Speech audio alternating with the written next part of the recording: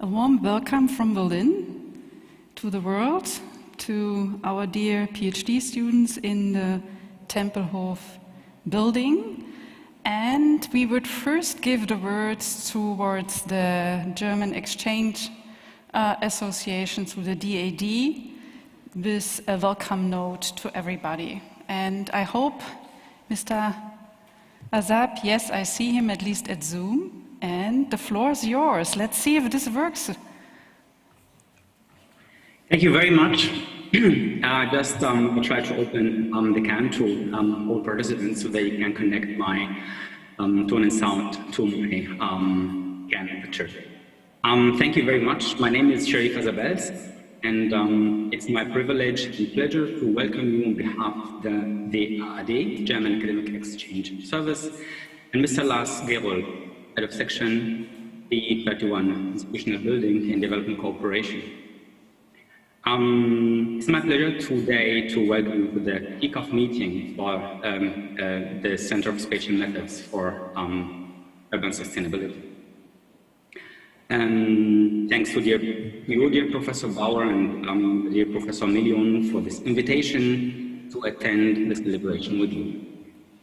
In my role as a desk officer for the SMUS program, Higher Education Excellence in Development Cooperation, the name for SMUS, for now 5 years, I have seen many exciting times, but I guess it wouldn't be that surprising to the majority of you if I would say that this year, 2020, is a very special one.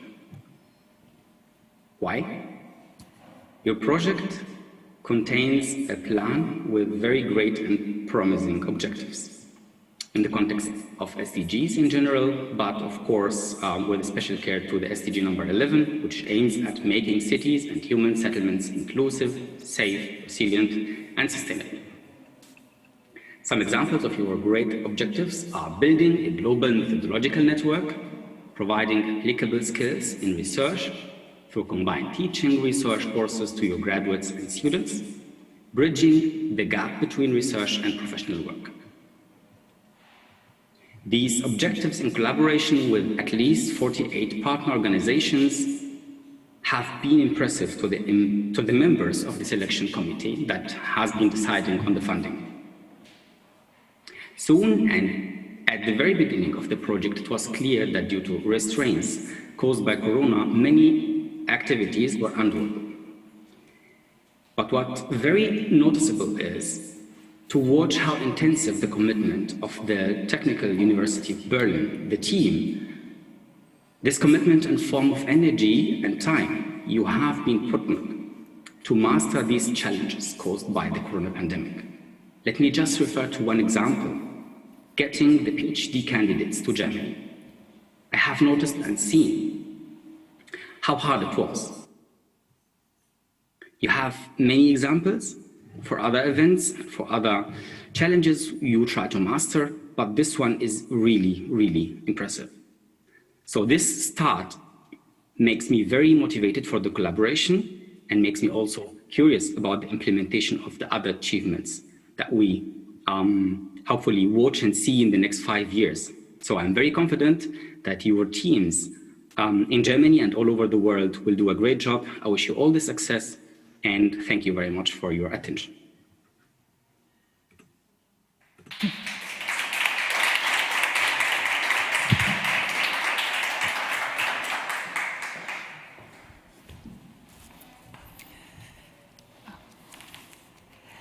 Good evening, everyone. Can you hear me?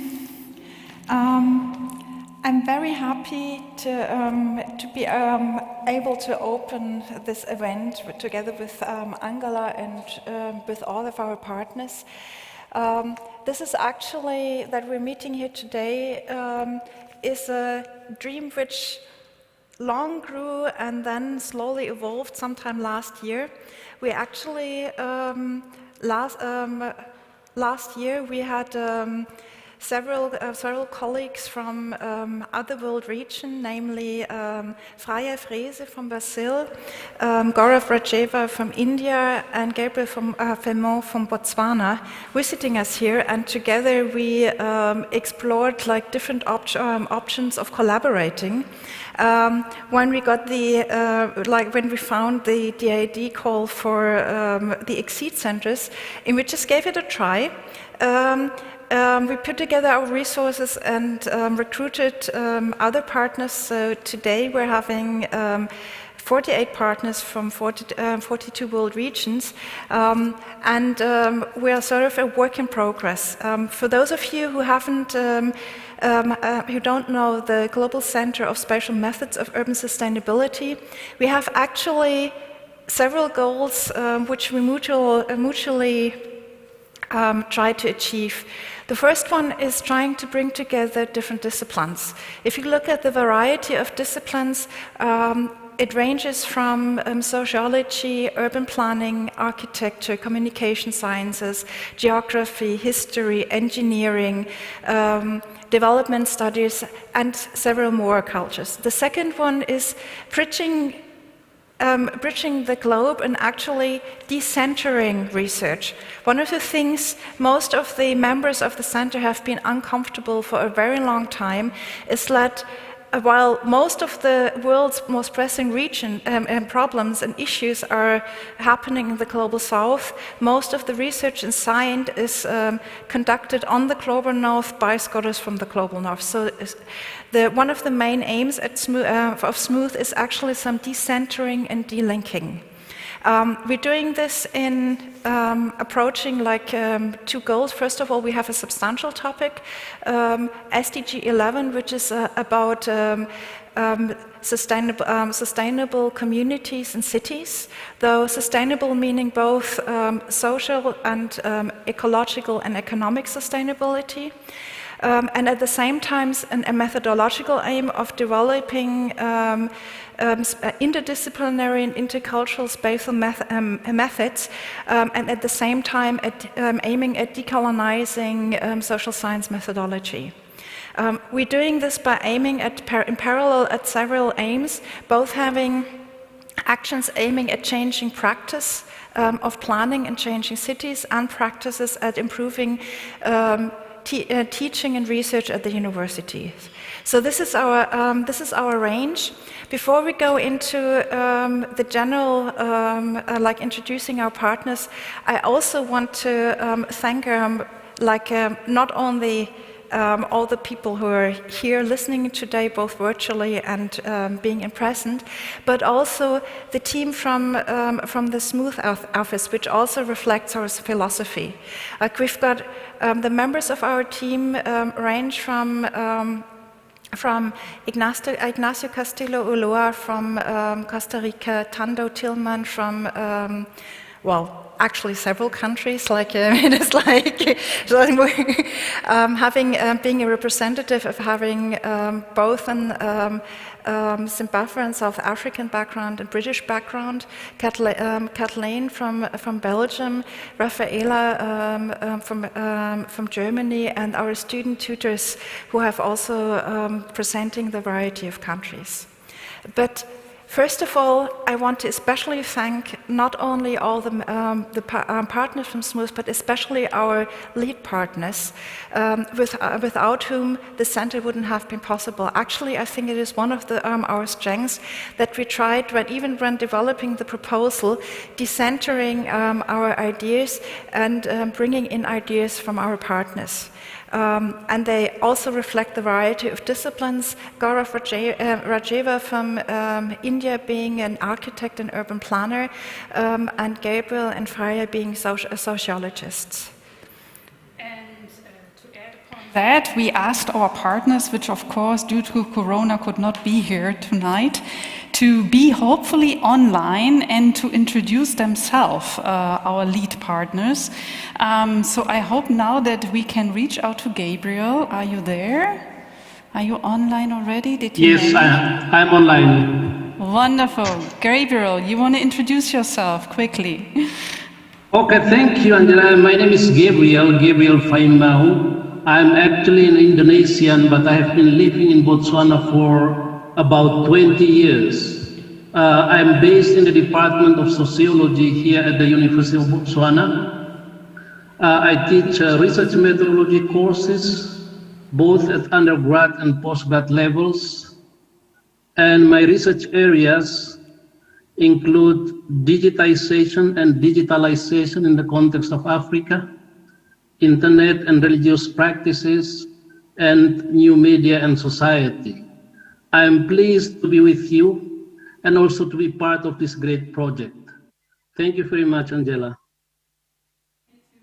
And from the African continent, we are reaching over to Latin America, and I hope Fraya made it online. Fraya, are you there? I see her. Yes. Wonderful. Hi. Are you seeing me?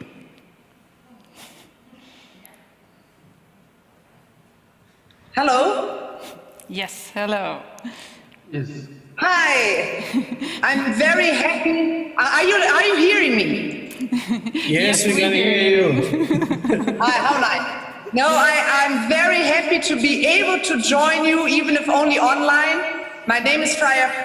I'm an anthropologist and sociologist from Brazil, from the University of São Paulo. And I'm also alumna of the Alexander von Humboldt Foundation, productivity research fellow of the Brazilian National Research Council, and a life member of Clare Hall College at the University of Cambridge.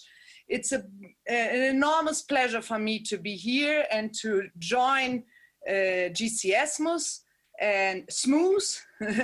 And yes, I've been working on urban issues. I work a lot on the uses of public spaces, everyday life in public spaces, mainly in Brazilian and Iberian cities. But I also have been working on the sociology of space and time, the relationships between actually body, space, and time, everyday life and history. And yes, I think this is as an overall view, I think these information are okay. I would only like really to thank Nina and Angela and all the team, Ignacio, Kathleen, Tando, Rafaela, and all the students, also the PhD students who are there in Tempelhof and in Berlin in general, for the possibility of us being together and taking this project, putting this project into action. Thanks.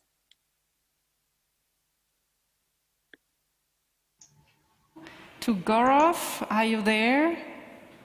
Our third lead partner. Yes, can you hear me? Yes. Ingana? Yes. Yes. A very good evening, my dear friends and students, and a very warm evening to Nina and Angela, who are hosting us all the way from Berlin. So a little background about myself. My name is Gaurav Raheja, and I am a professor of architecture at the Indian Institute of Technology that you can see in my backdrop as an image. It's close to be midnight here.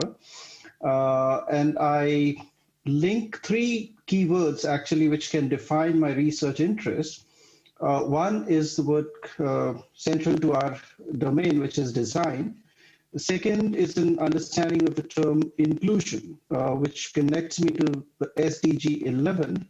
And the third, which brings an approach to my entire way of looking at built environments and the society, is the idea of people. So the issues that I've been working about in past 2 decades have related me to the issues of people with disabilities, universal design, looking at aging issues in context of aging in place and certain other theories, besides advancing into children-specific issues on child-friendly futures and raising all these discourses in the context of urban futures. So I believe, yes, we are all going to learn from each other, and there's a great opportunity in sharing.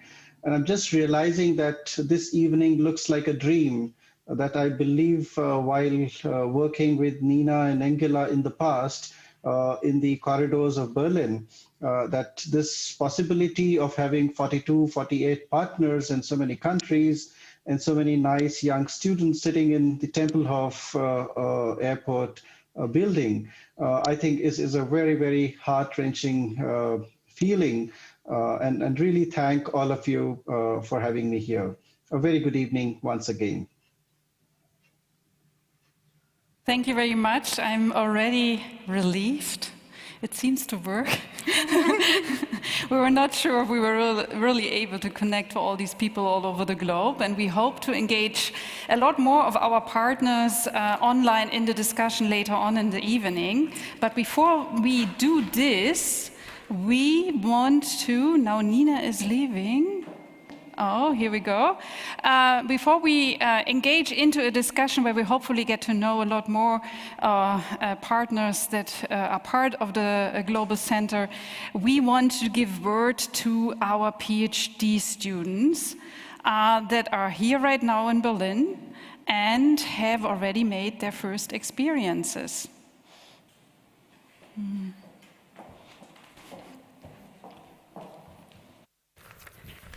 And actually, the PhD students speaking today, they represent the variety of countries we have. We start, like today, 4 students are going to speak. We're going to start off with Hajar Nourredine from Morocco and with Mina Radić from Serbia. And then later on, we're going to continue with Boniface, Bwanyire from Zimbabwe, sorry, I'm always like, first Boniface, Bwanyire from Zimbabwe, and Caio, Moraes, Reis from Brazil. So you can see again, representing the world regions. Unfortunately, due to COVID-19 regulations, a lot of the Asian students have to watch from via Skype, which is why they're not on the floor.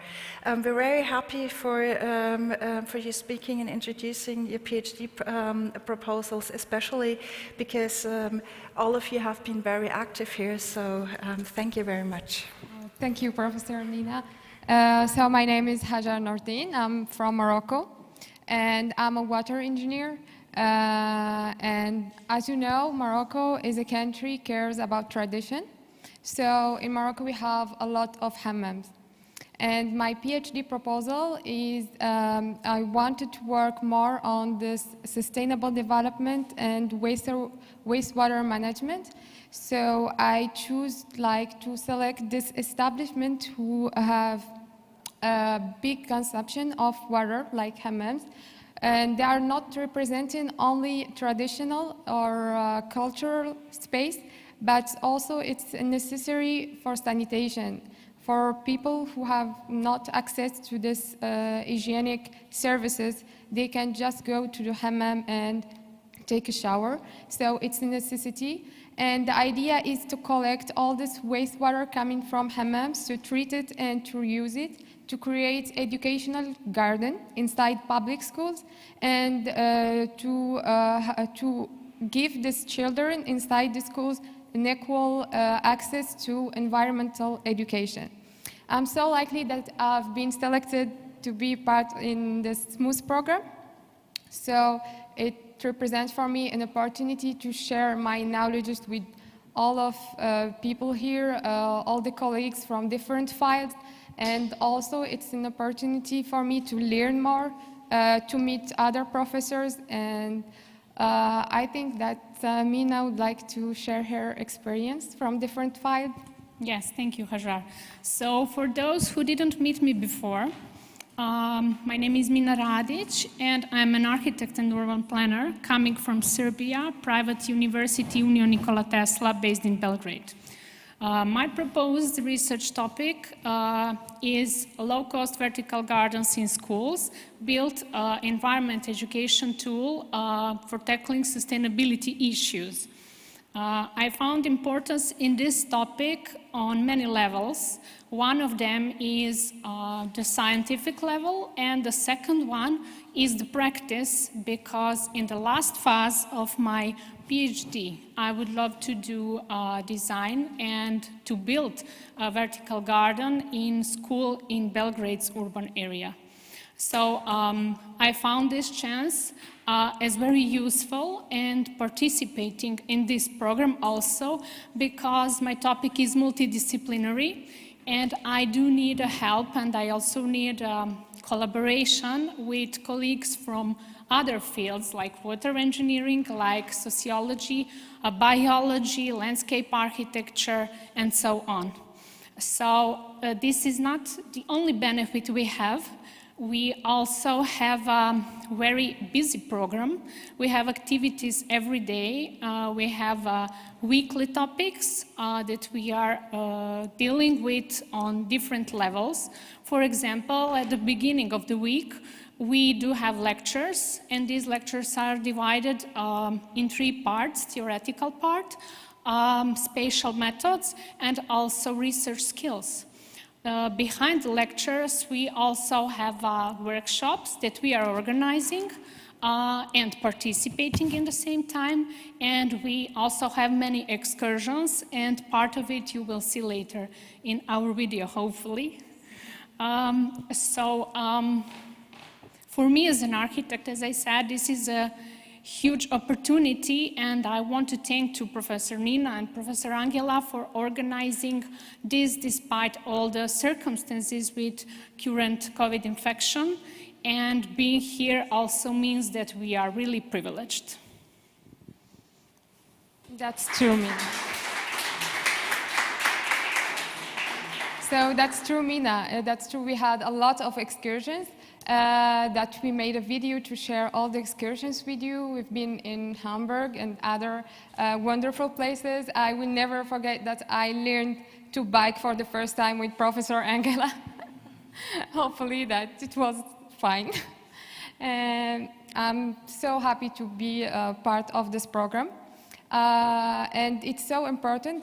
That will be our first step before starting our PhD student to start with very useful skills and to have a background before starting our PhD studies. So if someone would like to share his experience, I think Caio. Yes, it would be nice because so many students are here.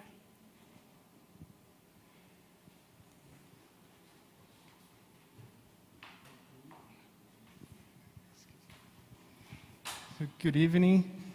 Well, my name is Caio, Moraes Reis. I'm from Brazil, in particular São Paulo. I'm working on homelessness, in particular the deaths of homeless people in Brazil. And well, for me, at least, this opportunity here at the SMUS is wonderful. We are able to share our experiences and our anxieties about the methodological challenges of doing research on different urban contexts in the global south, and to exercise our sociological imagination with this great variety of backgrounds that our colleagues have. It's amazing to get to know Berlin and the whole world with you during our conversations, when you share the experiences you have in your local contexts. And well, this is a great opportunity, at least coming from Brazil, that's now facing a huge challenge. Science is facing a huge challenge in Brazil to be respected by political authorities. This opportunity here in Berlin at the GCSMUS is an opportunity for hope in science and through science. Yes. Thanks, Caio. Thanks, Caio. Thank you so much. I can see Boniface also. You want to share your experience? Yes, come in. Okay. Yeah, good evening, everyone. My name is Boniface, I'm from Zimbabwe, a small country somewhere in Africa. I've had so many wonderful experiences so far, so I'll try not to preach, because I can actually give a sermon about the experiences I've had so far. But I just want to maybe share my topic. First, I'm a sociologist, so my topic is mainly focusing on trying to offer a critique of the morphology of the city. I'm mainly interested in how the city and urban space is often patterned along binaries, where you have pockets of affluence and pockets of exclusion alongside each other. I'm trying to also engage with the idea and the very concept of the city on an epistemological point of view. My idea is that if we are genuine about decentering knowledge production, if we are genuine about decolonizing, we must therefore be in a position to start from a point of critiquing the very concept of the city. Because I'm of the conviction that if we are going to truly build societies that are inclusive, societies that are sustainable, then the starting point must be asking the right questions first, having the right discussions first. So generally, that is the kind of approach I would want to take in my study. And as far as my experiences are concerned, I think what I've also enjoyed so far have been the excursions. The way they've been structured and patterned has been a way that offers a way to experience the city, whilst also giving you a way to learn about the city. It's an approach that I've found quite refreshing and something that I believe I will take home and implement back home in Zimbabwe. So thank you very much. Thank you, Boniface. So me and Mina, we have a surprise that we made a video. We wanted to represent everyone and to share with you all the best moments that we had during these 2 months here in Berlin. So Yes, I want to add that we are pretty busy with all activities here, but we also do enjoy, and you will see this part now.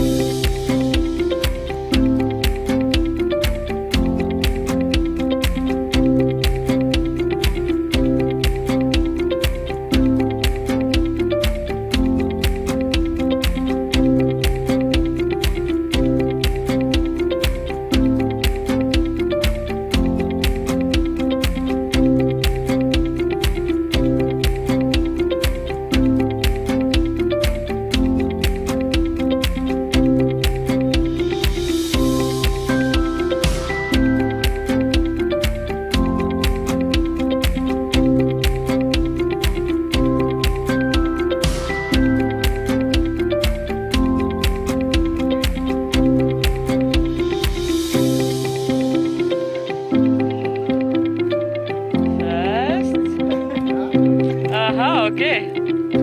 Smile.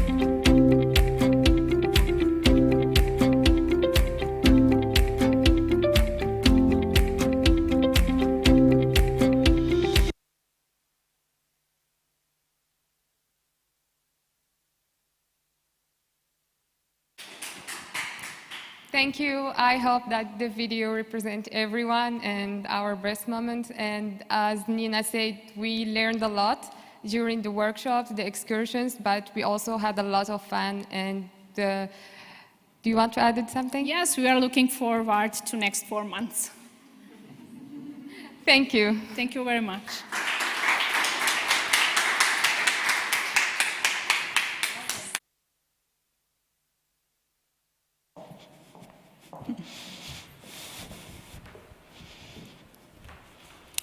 I think although we cannot see all faces that are online, I'm sure a lot of them look quite jealous right now. At least I'm a little jealous. I was on some of these trips, but not all of them. Thank you very much for sharing these moments. Of course, sometimes we both wonder what you're taking home, what you're taking with you from all of our programs, and at least we got some impressions through your statements here. And thank you for sharing that.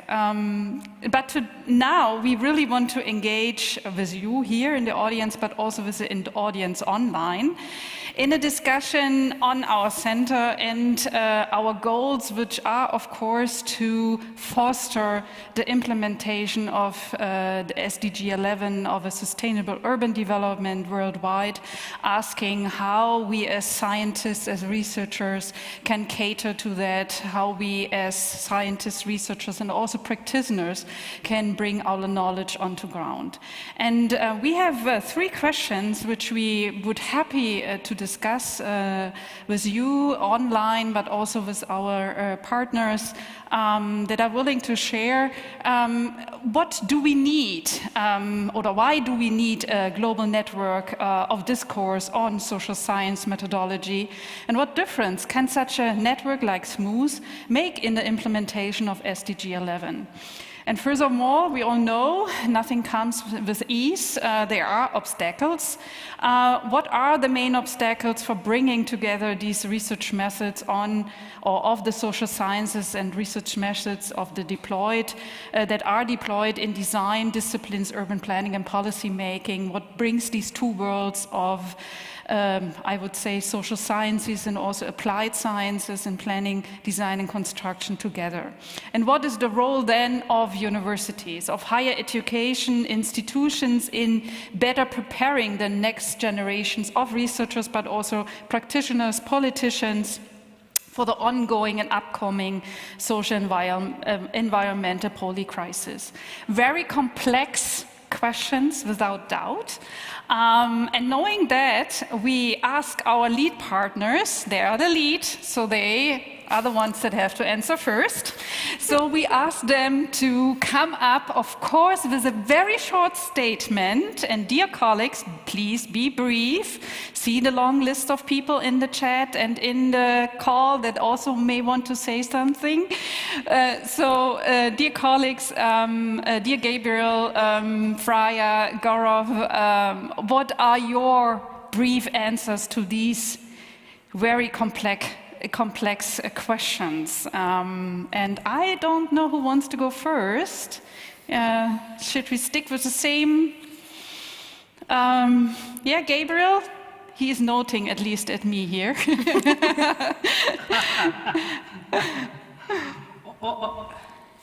Okay, let me go to the first question.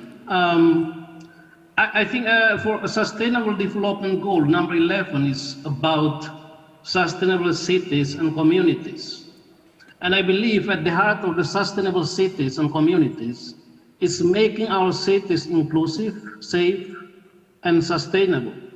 So I believe as scholars and researchers, our participation in the development of inclusive society or sustainable society is embodied in our eagerness to get involved in conducting research that directly responds to the sustainable needs of our cities and societies. But as we journey in the era of fourth industrial revolution, we seem to face the same challenge in what one of the Kenyan scholars call homogenization and hegemonization. Homogenization is about the increasing similarities we have in our global connectedness. But at the same time, hegemonization also takes place in the form of concentration of power in particular country or a particular civilization. So I believe the global network we have through SMUS project is actually a welcome initiative, as it provides a venue for us for global networking that may help us to respond to this type of challenges. But, you know, the emergence of this network, for me, it is a very important one, but the question would be, how do we implement these? So I think if we know about IQ and EQ, probably we need to add the third one, that is network intelligence. And by NQ, I mean SMUS can provide a venue for us to get to know each other, develop connections of ideas and knowledge. And I remember before coming to Berlin last year, Nina told me that, you know, for us to have a fruitful collaboration, first of all, we need to know each other. And the second one, knowing each other also means channeling our curiosity of different cultures, as this opens a door for learning about other cultures on the one hand, and valuing our own cultures on the other. And more than that, NQ is also about interrogating our own research questions and the methodologies we use to respond to our questions. In terms of obstacles, I note down at least 3 obstacles here. I think the first one, that will be about the traditional approach we have in our own disciplines and the philosophical positions and paradigmatic models that underpin our methodological interventions. And the second one would be the common language understood in each discipline and whether such a language can be understood in a different sphere. And in this context, our challenge is finding a common ground where we can translate the language of our disciplines in response to our lived realities. And I believe the third one would relate to the question of validity, as we cannot simply claim a universal validity of research methods.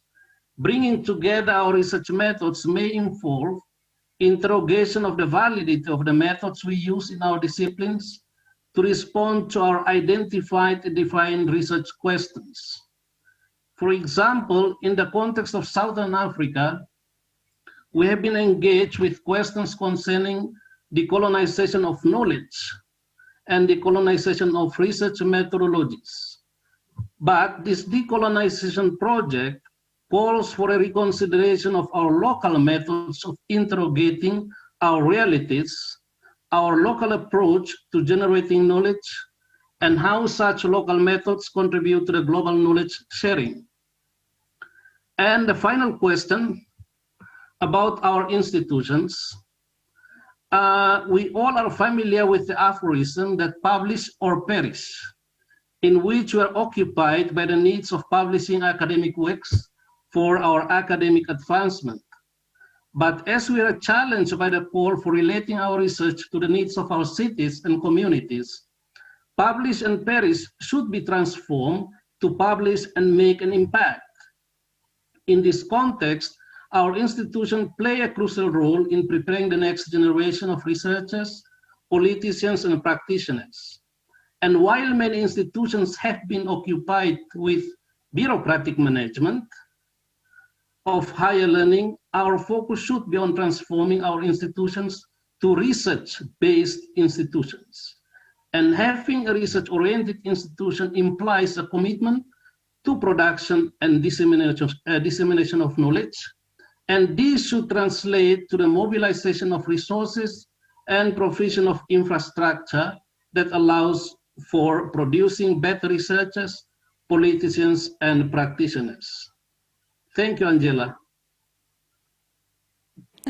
And before I hand over to Fraya, I want to say to everybody who is joining us online, and if you later on want to comment any of the question or to shed light on a certain topic that is especially important to you, please put your name and your full name in the chat with your university or your institution behind it, that we can announce you. And maybe also give us a keyword that we can relate to. So in the chat, if you want to comment on any of these 3 questions later on, please put your full name, your institution, and give us a keyword, and then we can announce you next. Because after the 3 statements, I would very happy first engage. This is to the audience who's sitting here. You have to be a little bit more patient. I want to engage first people who are online into the discussion, give them the floor for questions, but also commenting before we open up the discussion here. So, Fraya, Frehse, are you still there from São Paulo University? Yes, it's yours right now. Thanks. As for why we do need a global network of discourse on social science methodology, I would like to point out that it offers one at once handy and useful set of tools to scientific disciplines concerned with the empirical application of knowledge to very concrete social, political, and technological issues throughout the planet. I am thinking of architecture, of urban design, of engineering, of law, of education, of psychology, etc. Indeed, this global network helps researchers and practitioners from all over the world to organize their thoughts, as it were, regarding both the problems they aim to solve in practical terms and the operational procedures implicit in the identification of answers to these problems. This is actually a methodological benefit from social scientific methodologies. This benefit stems precisely from the intercultural promise, as it were, of a global network of discourse on social scientific methodology. Methods, after all, presuppose that the researchers who make use of them embed themselves in spatial and temporal terms into the empirical context they aim to understand with the aid of precisely these methods. In my opinion, this intercultural methodological support is the difference that such a global network makes in the implementation of SDG number 11. To put it briefly, social scientific methodologies bear in themselves the promise of a social cultural rootedness, which is more than necessary in order to put into action rooted systemic transformations towards better lived urban realities, and hence to fight greenwashing. From the standpoint of social scientific methodologies, greenwashing is an outcome of socially superficial conceptions about sustainability. To sum it up, greenwashing is the result of not taking the interculturality of social scientific methodologies into consideration. Social scientific methods are simultaneously products and producers of rooted gazes on the ways in which people live cities. These methods help to identify patterns of lived urban space, which may help practitioners to conceive rooted future urban realities to be lived by people. And this is actually the issue of this program at Tempelhof at the moment, as far as I understand it. This is precisely the rationale that makes it possible for SMUS to push for this transformative change with the aid of each of its global partners. SMUS hopes to both spread and to put into action qualitative, locally rooted methods for producing data on inequality in all its forms and interplays. The concept is spatial quality instead of quantity, for the sake of localized and hence sustainable solutions for urban life. As far as I can see, there's only one major obstacle. Gabriel talked about 3, in my opinion. Perhaps I would like to provoke you a little bit, to say that I see just one major obstacle for bringing together research methods from the social sciences and research methods deployed in design disciplines, urban planning and policy making. The challenge is precisely to identify researchers of both areas who are willing to cooperate with one another in order to bridge the methodological gap between these areas. And this is precisely what SMUS has made possible.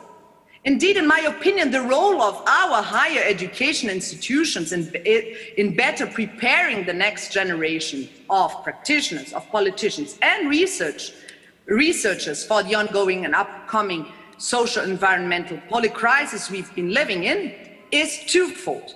On the one hand, these institutions play a crucial role in furthering the scientific sensitivity of the next generation of practitioners, politicians and researchers regarding this scientific sensitivity regarding specifically the intercultural complexity of the planet in such a way that these actors become eager for addressing instead of ignoring this complexity for the sake of sustainable solutions. On the other hand, these institutions are unique in offering practitioners, politicians and researchers both technical and logical tools, that is, methodological tools, for putting into action their scientific sensitivity.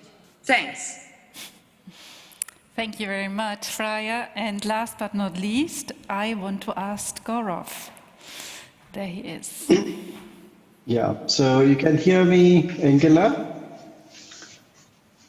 Am I audible? Yes. Can you hear me? Yes, wonderful. Okay, Go great. for it. Mm-hmm. So I think, the three pertinent questions, no matter we are attempting to answer them, I would say we are as much unsure about our answers as anyone else. So we are actually just opening the box. I believe there are many more to take it further. The first point about why do we need this global network and how does SMUS connect it? I am looking at SMUS as a small seed with a big impact. Because if the seed is nurtured well, the tree can actually blossom. And if the SMUS can connect methods and people and disciplines, I believe this network can bring about a methodological perspective to the world, that how can we work across the globe on issues which the Sustainable Development Goals unite us for.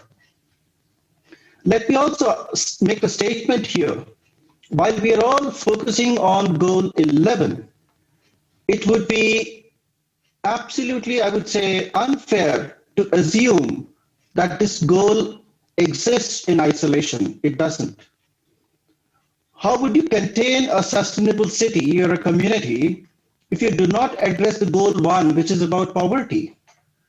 What about the goal 2, which is about hunger, which is definitely connected also to the issue that Fraya works on is homeless people. Homeless people are also hungry, and that disturbs the entire equity of a community.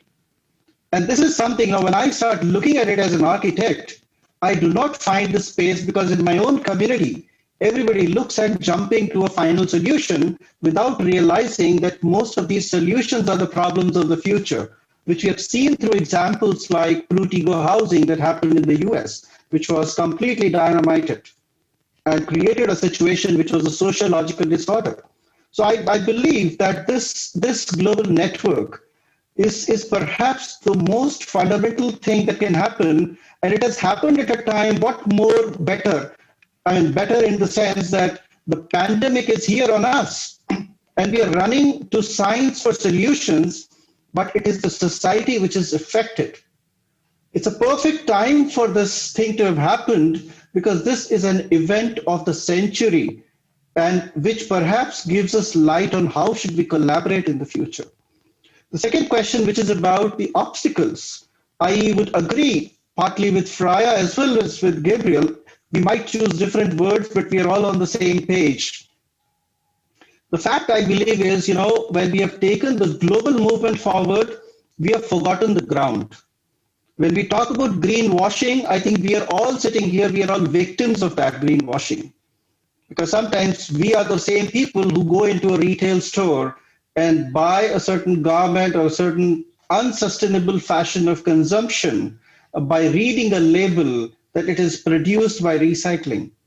I was discussing with Angela one day, we book a flight ticket and they say you plant a sapling for a certain carbon credits, but we never ask a question, is it necessary for me to fly? So the consumption patterns and certain other things which the methodological discourse does not connect sometimes is because we as professions in the modern form of education have started debating between super specialization versus a holistic approach. The holistic approach connects and allows you to withdraw yourself from the fields that you come from so that you can embrace the methods of the others. And that's what I'm here for, to bring in the ideas of contextual methods. There is no fixed method. We need a mixture of methods which can fit in one context and may not fit in the other. How would, say, for example, an architect who's never lived in a homeless situation design something for a homeless experience? And how would a sociologist comment on the design without understanding the spatial constructs of that? So we need to do this hand-holding, and I believe this is just the perfect opportunity for us to take this further. The third question, which is about the role that higher education must play, I think I would be slightly critical and overt here. I'll be very, very frank.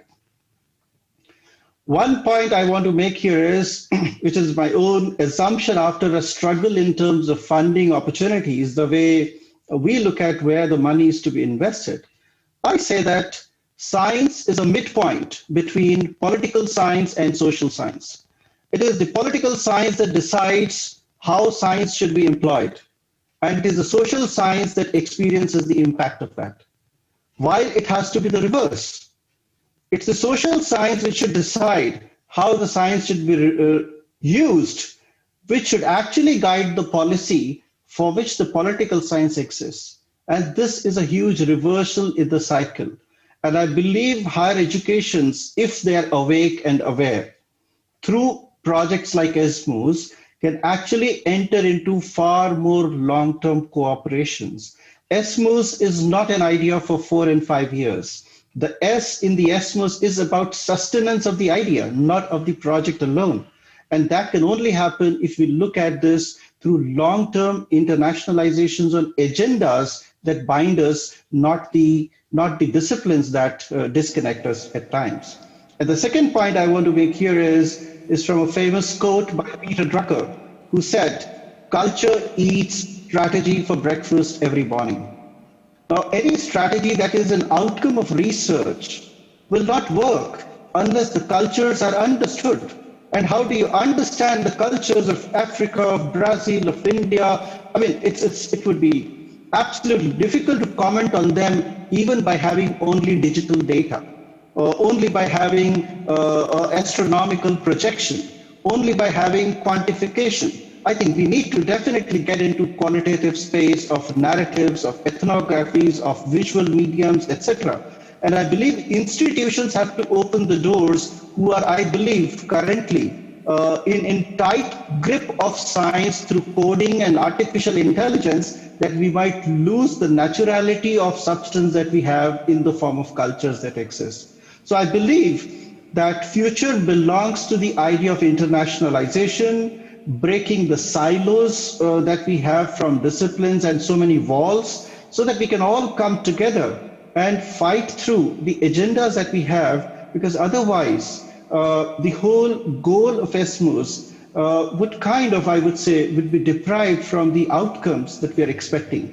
And I think one of the goals that I'm leading with you in this action is about bridging the gap between professional practice and research. And I think that can only happen if we open our arms to learn. I'm ready to be a child again. Please teach me. And these youngsters, I'm looking forward from their experiences of the PhD questions. I think the new questions are the new answers for the future, rather than the existing answers to be taken forward. So I think that would be my take on the 3 questions, but I'm looking forward to listening to all others. And thank you so much for this time.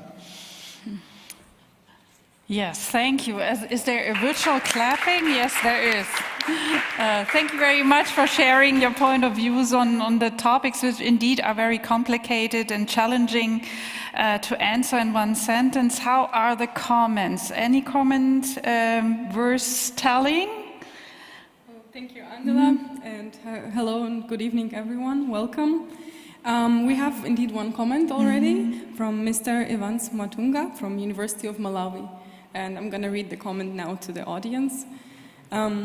You're very right, Fraya. Quite often researchers on urban space operate in silos within the confines of their disciplinary comfort. So again, the silos that also Gaurav was talking about. Even thank you for sharing. And I saw that Professor Heba Safei Eldin is online. Is that right? Are you still there, Heba?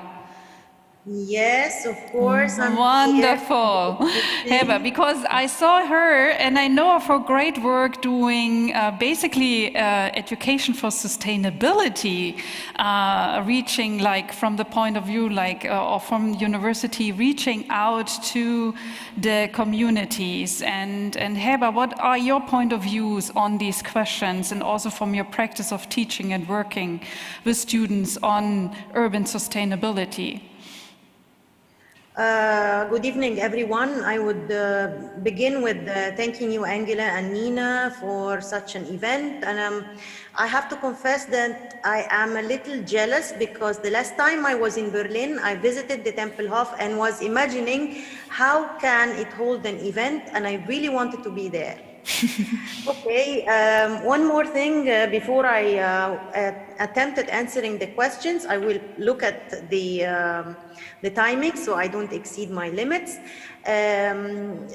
Actually, the issue of interdisciplinary with urban design, not only between the professional practice and the academia, but with the social sciences, with the geography, has led me like more than 2 decades ago to write a book about this, and it's published, sorry, in Arabic, but hopefully it can be translated. Maybe we can benefit from it, but it holds older ideas. Some theoretical foundations might still be in use. In an attempt to answer your questions, why do we need such a network? Of course, we need to rely on newer perspectives for viewpoints that we can, through the internationalization of such a program, be and act as one, because we share common problems everywhere. In our part of the world and in our upheaval era, in which we are not yet sure how our near future is going to be, we do not, again, it's not only about a gap between the professional practice of urban design and the theoretical academia, but it's also a huge gap between culture and the decision making, between the society and those who have the say. So such methodic and systemic approaches to social sciences rooted urban theories that we will be producing throughout this program, I believe we will hold some promises and some hopes to push further for the decision makers and those who have a say, especially when we were teaching the SDGs through courses that have hands-on in the streets and outside of Cairo. We discovered that to achieve goal 11, we need to go through the other 16 goals. Goal 11, sustainable cities and communities, can never work alone. If you are to work on sustainable cities and communities, you have to deal with the entire other 16 goals. So reaching out to the community, as you have mentioned, Angela, yes, we have some courses here and there in some universities around Egypt that deal with urban design and city planning only as physical measures, And unfortunately, they do not include political, economic, cultural, social, ecological inputs. So drawing and developing curricula and programs, we tried to implant some electives or some minors or some mini programs or specializations interdisciplinary. And then we take those courses and go to the community to apply. We haven't applied big things, but we applied on minor scales as test beds. And to tell you the truth, it wasn't easy. It was like putting your hand in the hornet nest, if I am to say, with the municipalities, the people who are related to the governance of districts. And we need, through this partnership, to enforce what we will produce out of this program and what our students will produce of interdisciplinary researches to take to both the academia and the decision makers. I have lots of things to say, but this is my 5th minute, and I would like to stop here, and I'm ready for any questions or anything you would like me to add on or elaborate. Thank you, Heba. You're almost taking over my moderation. Thank you for that. So if there are any questions, you're also welcome to ask. Comments, that can be very short comments on SMUS, the work of SMUS, and your expectations are very welcomed. And I'm now looking at the audience here in front of me. I do see some tired faces too. I know the PhD students have a long day. You cannot see these faces, but I do see it. We see them. But I still wonder, what are your thoughts about SMUS and the role SMUS can make in really tackling SDG 11, bringing the worlds of methodologies and methods of social science together with the world of practice or practice-oriented disciplines? What are your experiences working cross-disciplinary? Or is that the first time you actually have the chance to work cross-disciplinary? Let us know. Anyone?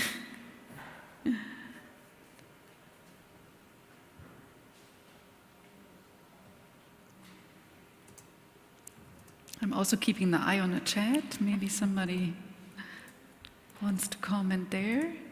Anyone? No answer's the wrong one, and you don't have to talk 5 minutes.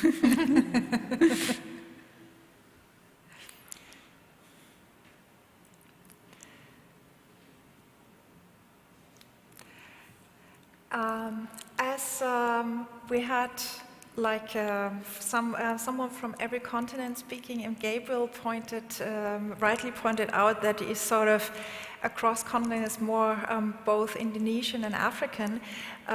We also got a comment from Langtoni, who is a colleague from Zimbabwe, and due to bad internet connection sent us a written comment.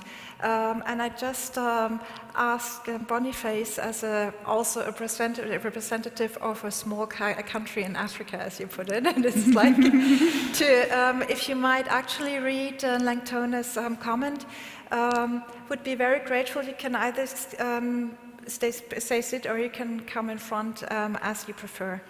Yes.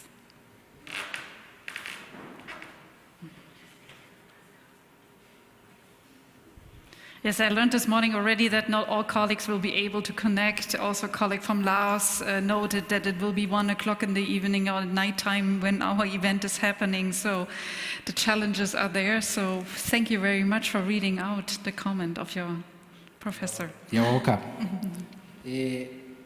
He says, firstly, I wish to express my sincere gratitude to the organizers of this event for inviting me to participate in this milestone session in the calendar of the SMUS project. Let me start by making reference to the SDG 11, which, as you are aware, is a commitment by the global community to making cities safe, resilient, and sustainable. Internationalization or international collaboration among social science scholars and researchers potentially creates both a synergetic and osmotic mobilization of ideas drawn from diverse social science backgrounds. This may not only strengthen our capacities to address immediate and possible future challenges, but can attract both sufficient and relevant research funding. Global network of discourse also implies application or implementation of international best practice, which will greatly assist low-income cities that often suffer from crises of state fragility, governance, poverty, governance and poverty of democracy in realization of SDG 11. The kind of city we are experiencing today, particularly in Africa, is a manifestation of such crises.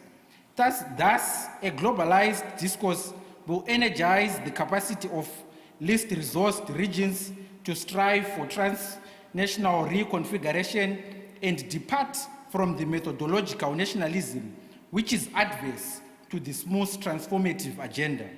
Ideas and knowledge from different corners of the globe induce us to explore beyond our traditional comfort zones in order to facilitate change, making our cities resilient and adaptive.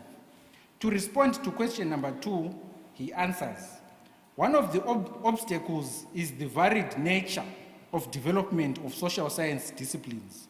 The fragmentation among many design disciplines creates problems of integrating them with qualitative social sciences such as sociology and anthropology. There is also a challenge of attempting to shift from the entrenched interests of the so-called dominant sciences. Some disciplines remain convinced that they are the only sciences that can inform urban planning and practice. This will not only create discord and unhealthy competition over research funding, but also space to inform planning and policy making. In response to question number 3, he answers, in terms of the SMUS agenda and the commitment to contribute to the realization of SDG 11 universities should be manned and led by both critical and innovative thinkers who are not indifferent to socio-environmental polycrisis engulfing our cities today. Our cities have recently become generators of crises such as democratic deficits, poverty, inequality, unemployment, and corruption. They also face multiple challenges of food insecurity, water and energy shortages, and hyper-urban informalization or de-urbanization, triggering massive environmental degradation and deforestation in peri-urban environments. In short, citizens are killing their own cities. Therefore, higher education institutions should be forward-looking through becoming centers of open innovation and modernization of cities supported by curricular reconfiguration in the fight against both natural and man-made urban crises. In fact, crises such as the COVID-19 should create an opportunity for universities to directly contribute to innovative ways of designing mechanisms of managing similar pandemics in the future. To this end, I'm happy to advise colleagues that in Zimbabwe, we have recently shifted from the generic 3.0 university mandate of teaching, research, and service to the 5.0 one with the introduction of 2 more pillars, that of innovation and that of industrialization. Universities are expected to become business and social development centers through creation of technology-enabled innovation hubs and industrial parks. This is expected to support the global drive towards the smart city agenda. I thank you.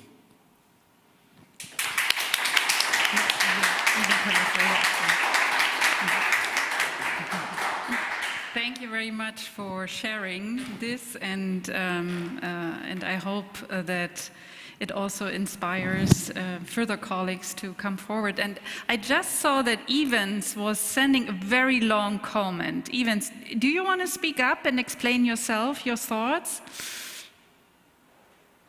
There he is. Wonderful. Yeah, Please sure. also introduce yourself, where you come from, which university, and so on, to the audience. All right. Thank you so much for giving me this space. My name is Evans Matunga from the University of Malawi, in Malawi. I am a beneficiary of multidisciplinary education, having my first degree in geography and my second degree in urban planning, and my PhD in geography. That helped me to understand how the city is produced and even sometimes challenged and contested, especially the African city. I'm a lecturer at the University of Malawi, in Malawi. My comment is to do with SDG 11 and on sustainable communities. And I find SMUS a very crucial and important platform that is capable of addressing this need, because by its very nature, SDG 11 calls for multidisciplinarity and interdisciplinarity. At the same time, if you look at the way SMUS is conceptualized, by bringing together scholars, researchers from diverse backgrounds and diverse regions, it is also an opportunity to learn from how different urban spaces are produced in different parts of the world. And this is the whole essence of a sustainable community and a sustainable city. So my appeal is to the scholars to begin to understand this framework and try to employ this wherever they go. To begin to understand that the nature of our cities, how they were produced, they're very complex. At the same time, to understand them, we also need these multidisciplinary and interdisciplinary approaches. To conclude, I am informed by Lefebvre and Henry Lefebvre and his understanding of urban space. I think it helps us to begin to understand that in the city, planners, architects are there to design cities. And these have got technocratic knowledge that sometimes is detached from the lived experiences of those who inhabit the city. Already we can see that to understand the city here, we need these different backgrounds. Those that can understand the lived realities, everyday life, lived experiences, those with the anthropological and sociological backgrounds. And then the design component requires those with the technocratic abilities, designers, architects, etc. So in this way, we will be able to understand the African space, African cities, and how they are framed, are shaped, produced, and in some cases contested. Therefore, SMUS is a very good platform as it brings these different scholars, different backgrounds together to address SDG 11. Thank you so much for the space. Thank you. Thank you, Ivan, for speaking up. And we have a new comment online. Paulina, you want to read it out? So we have a comment from Gabriel Faimau. Thank you very much for letting us know. Fraya was talking about intercultural research methods, and Gaurav mentioned public engagement model of research. Now we have a colleague who joined us online, Professor Ludovic, who I believe can briefly comment on this. Could we please give the stage to Professor Ludovic? Yeah, are you online? Would you like to share your thoughts? Let's see. Do we see you? Professor Ludic? Yeah, here you are. Do you hear us? Or Ludovic? I'm not sure if I pronounce your name rightly. Ludovic Lado. Mm-hmm. No.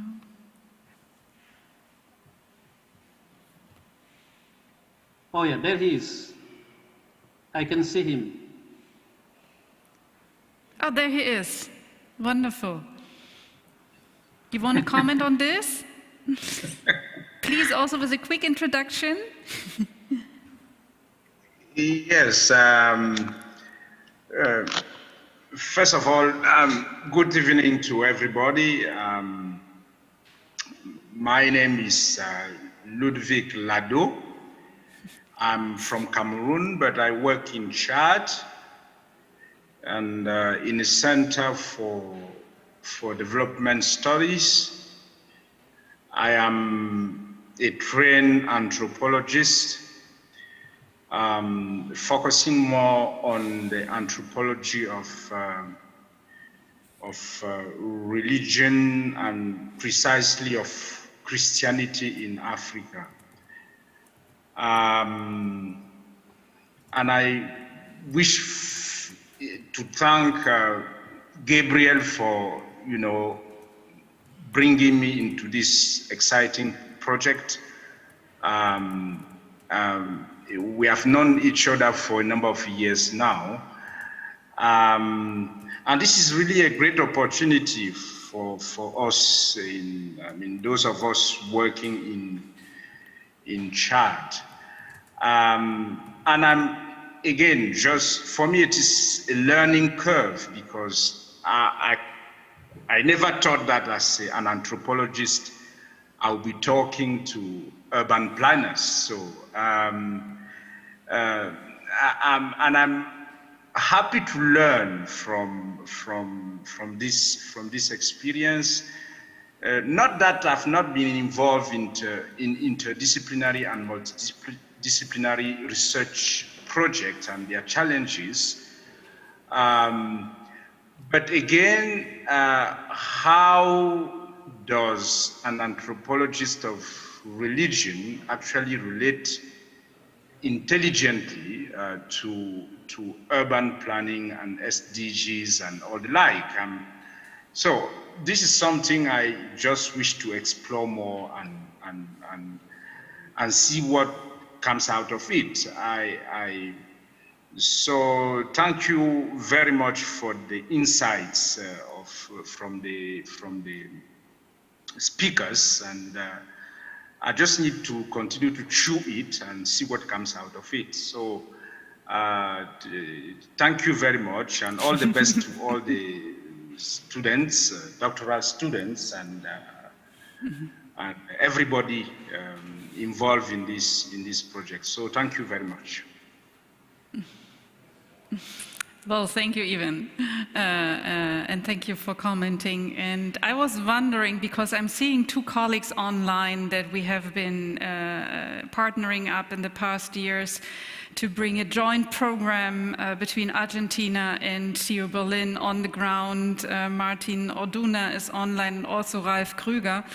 And knowing the challenges we're facing to do international education of future planners, and also focusing on mobility together, I was wondering, what is your opinion such a institution like SMUS can help us in our work defining just joint educational programs? So if you're online, and it would be very happy to hear you about it.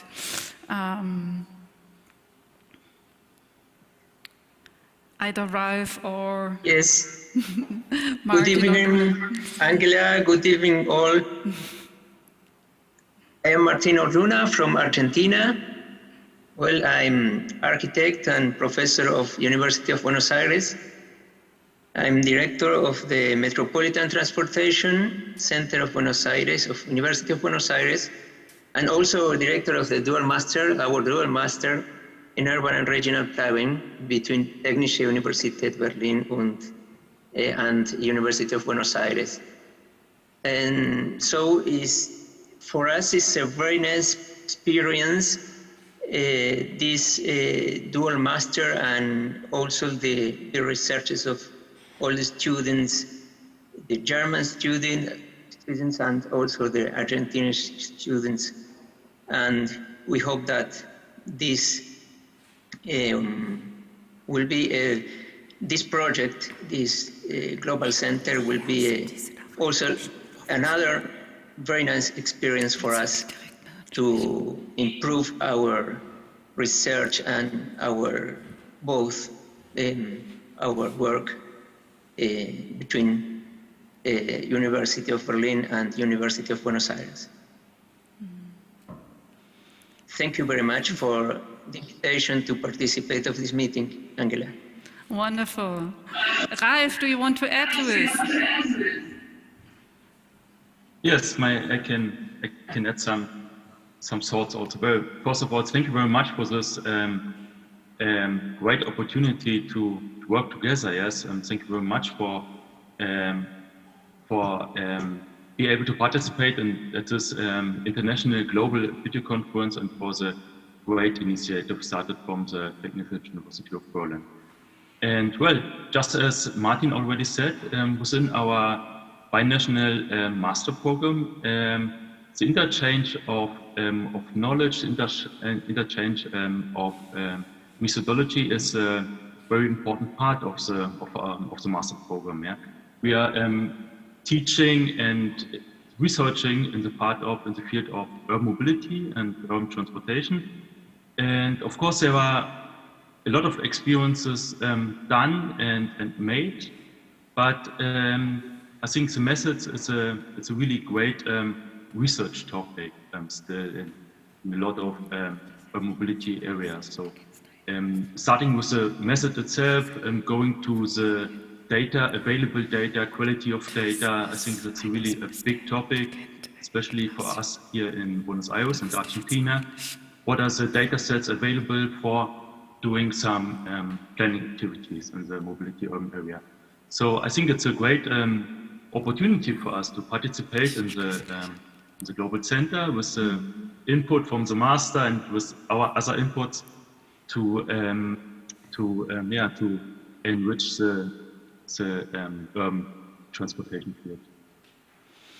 And since we already talked to people who are not only engaged in the university context, but also on the ground, so being part of a ministry, trying to get policies through and implementing. I just saw in the chat that Gisela is online. It would be really nice if you introduce yourself also and what you've been doing and why you're part of the SMUS program. Gisela, do you have a good connection to talk to us? She's from Colombia. She's working for the Land Use Planning Department of the National Natural Parks of Colombia now. She moved from the Housing, I think, department. Oh, not a good connection.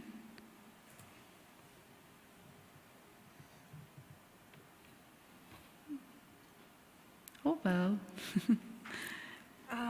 Can we make another try? What I'm seeing is that, oh, she's trying. There you are. There she is, okay. You want to quickly introduce yourself and make yourself known to the rest of the partners?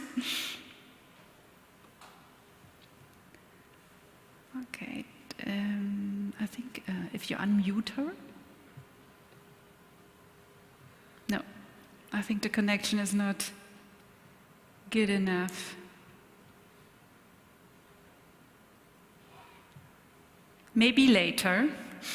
Sorry. I'm also seeing online a long-year cooperation partner and new partner from the same university, which is Claire Wagner and Jacques Detroit from University of Pretoria in South Africa. Claire and Jacques, do you want to maybe introduce yourself to everybody?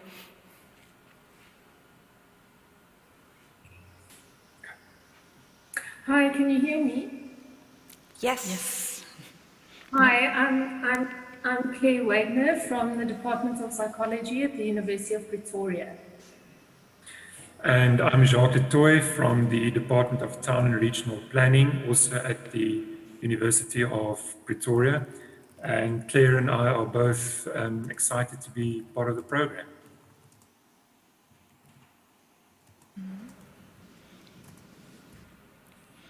And both are sitting at the same computer. Yeah, both doing are sitting. this. We can see that they're sitting on the same computer, although we cannot see them. So it is like, and this is how I also experienced like the university's cooperation. There you are. There they are. Can you switch on the screen? It's like. To both of you, what are your expectations to the network when it comes to fostering implementations, fostering better research towards more urban sustainabilities? Is there anything you put on our task book for the next 5 years still to come?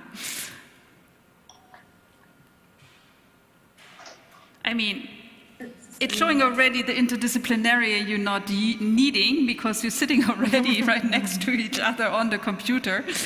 So are there any other points for us to be stressing in our work at the Global Center, or that you want to focus on? Claire and I have been working together for quite a few years, linking urban planning with psychology, and what we've learned is the value of interdisciplinary collaboration, but to also apply it in actual research projects, to get students to across disciplines to work together. What we would like also to see in the project is perhaps there's reference to research impact and research utilization. So we're also hoping to see some collaboration with the field of science, technology studies, sociology of knowledge, sociology of science, communication sciences, to better understand the application of social research methods in applied fields such as urban planning and architecture, but how to conduct research, how to execute it, how to produce results that actually have impact beyond just research findings, that actually lead to some policy or practice impact on the ground. So that's a little bit from my side. I don't know if my colleague Claire wants to add to that. I think as a second part, what Jacques and I have really learned is about involving students and mentoring students, students having some project-based experiences, and really what we can also offer to the students in terms of interdisciplinary collaboration and you know what kind of opportunities can arise for students from that kind of interaction. Thank you, Claire. I hope that's made, our inputs have made sense on that side. Claire and I have had a few glasses of wine already. Good South African wine. Thank you for sharing. And as I'm going through in my head all the world regions we have partners of, I think East Europe is not missing, because the uniqueness of the center is that we do have partners all over the world when it comes to the Global South, including Eastern Europe. And I don't know, is Marta online already? There she is, Marta. Marta Brkovic from Serbia University. You want to introduce yourself and share your comments on the questions we have been discussing tonight? Yes, I'm very sorry I turned up a bit late. I had a dental emergency, but now we're okay. I hope that you hear me. Do you hear me? Yes. Okay, perfect. Marta, please introduce yourself too. Introduce yourself. Yes, so good evening, everyone. So happy to be with all of you here today, though not face to face. My name is Marta Brkovic and I work as assistant professor at Union University Nikola Tesla in Belgrade, Serbia, By education, I'm an architect and urban planner, and in the last 10 years, I've been dealing with sustainable design, specifically focusing on school, also on pedagogical aspects of schools, how they could provide context as well as tools for teaching and learning about sustainability. I'm also very much interested in participation, and for that purpose, I've been developing games as engagement tools, as co-design tools, teaching and learning tools, research tools, and so on. I have just one quick comment, though I think I will be building on what quite a few people said already. What got me really excited and interested to participate in this center, of course, it's the multidisciplinarity of it, but when I've been reading the topics to think about, given to us to think about for tonight, I saw quite a lot of, preparing for, doing for, but what actually got me really excited to partake is actually participating in different kind of teaching, research, and design activities, especially involving students in them, and not as a way to prepare them for something, but to include them in something into, with a goal to critically reflect on their practice, critically reflect on the methods they do, on their design approach in order to contribute to something. So I saw the center as an opportunity to get to some conclusions through working on something and not preparing students for their later work. So this is what I think I'm the most excited about, and hopefully we will all have opportunities to collaborate on that. Thank you, Marta, for sharing. I see more people I would like to ask to introduce yourself, but the evening is prolonging, and I also want to at least one more time look in the audience if there's anyone who wants to comment on that. Is there something you're taking home? Is there a partner you really want to engage with and talk to because you find an expertise you need for your research? What are the cross-disciplinary approaches you're looking forward to, or what methods are you still searching for? Is there a comment in the audience on that question? But also the chat is still open. Yes? Ciao. There's a microphone coming. Okay, thank you. Just would like to add another dimension of this intercultural exchange that my experience here has proven to be important. It's about the social relations we managed to establish here among people. I mean, now it's been 2 months since we came to Germany. I met my mates that are here present, and I think that's extremely important to consider how this kind of experience friendship plays a major role when we dare to cross borders. It doesn't matter if they are cultural, scientific, disciplinary, national. It's good to find someone at the other side that shows that humanity is borderless, and so is science. Mm-hmm. Thank you for sharing that. I see several people shaking, nodding that they believe the same thing. Anything to add to that perspective? Kang Sing sent something in the chat. I don't know, Kang Sing, you want to speak up yourself, or should we read it out? Kang Sing, are you still there? Yes. How about you speak up? He is also one of the PhD candidates. Hello everyone, I'm Ke Xing Chen, an architect and urban designer from Southeast University in China. I have comment on the second question. I think it is the first time I have the chance to work interdisciplinary.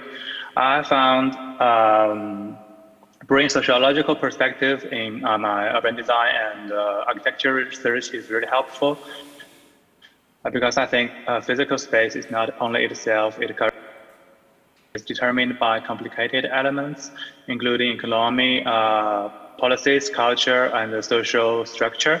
But I found there is a main obstacle that I am still working on, is that the architects and urban designers are familiar with thinking by drawing, and when we're tackling with urban patterns, building forms, these specific things, we often forgot to put people in it, but which is different from focusing sociology often always focusing on theories and methodologies, focusing on tackling with social inequality and specific groups. I think that the tool sets are different, so I'm still struggling combining these two things.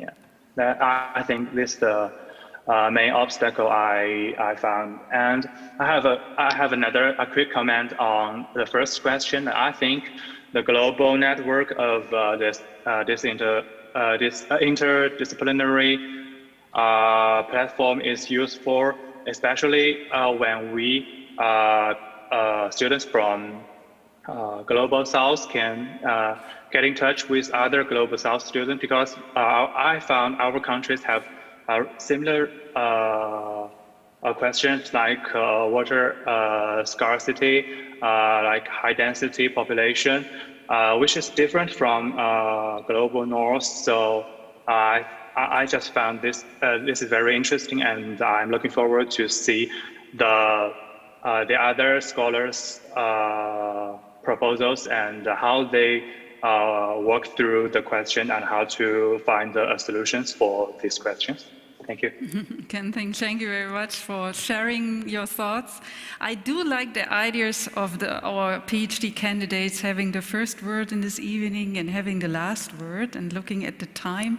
The discussion time is almost over, so if none urgent comment or speaking up is coming from the chat or in the audience, I would indeed give the last question to my colleague Nina Baur. And I told her before that she's going to get the last question. Because I want her simply give her impression. What is she taking home from tonight? From what I'm taking, it's like that we all feel that we're on the right track. We need this. And I want to give this more as an inspiration to everybody. It's like we just started, we've got 5 years. And we've got a multitude of ideas that we put into the proposal, which can be evolving and developing. They will be what they will be. They will be ranging from an annual conference on methodology, of which we will hope that it will take place next year in Botswana. We still haven't given up on that. We're still hoping that by next September it will be possible to meet in place. Otherwise, we'll meet the year after. There will be annual workshops with scholars and practitioners meeting. The first one also addressing issues of urban sustainability, hopefully also in Botswana. We will have a track for giving young scholars the chance of building their scientific careers, of which everybody who's here, in the audience today, is participating. And again, there will be several steps on scholarships for PhD proposals, and then later on postdoctoral researchers fellowships. However, we have also something that is sort of at the true heart of aiming at delinking, both combined research teaching projects and combined small practitioner projects, of which we are doing a pilot now, and there will be several of those options to be done.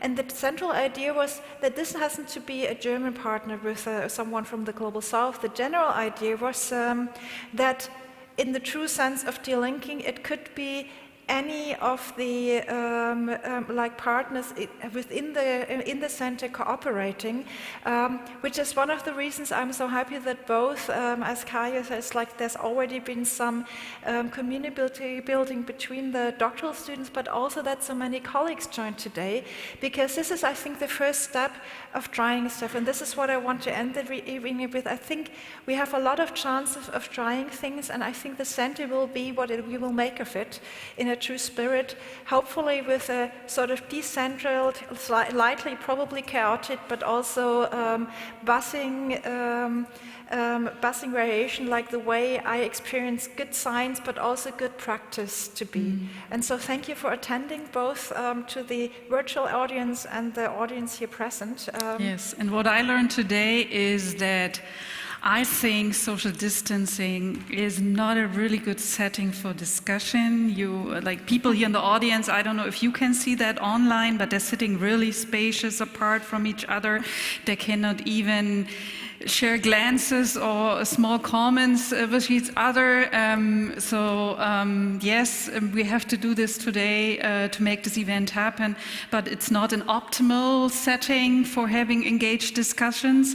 You being online, I think this has been an experiment for me. I was very happy that I know and we know a lot of you, but I think there is not much chances to get to know each other in such a setting. So we sure hope that in the future we will be able to come together as persons to keep on the discussions, to keep on working together in person, because I think we can do a lot online, we can do a lot having the social distance to each other, but I think our work also needs one-to-one in-person meetings and engagements, and we hope that we can form these networks of also getting to know each other. You notice that we know some of these partners from work before, but like Nina Baur was pointing out, the aim is to make us not needed anymore, that people basically connect with each other and form their agendas for research and practice to foster urban sustainability. And this is all for tonight. Thank you to the audience. Thank you to the chat online. I'm so sad to tell you that we now are going to get together for at least a small glass of wine and water, and that you're not here. We would have liked to have you here. This is unfortunately not possible, but hopefully in the future we can have a real meeting together and pick up these questions, develop further questions that we want to tackle together. Thank you to the audience here. Thank you to the online audience. Thank you to the technical team and the organizational team of SMUS that made this evening happening. And I think that's all. Yes. Yeah. Thank you. So.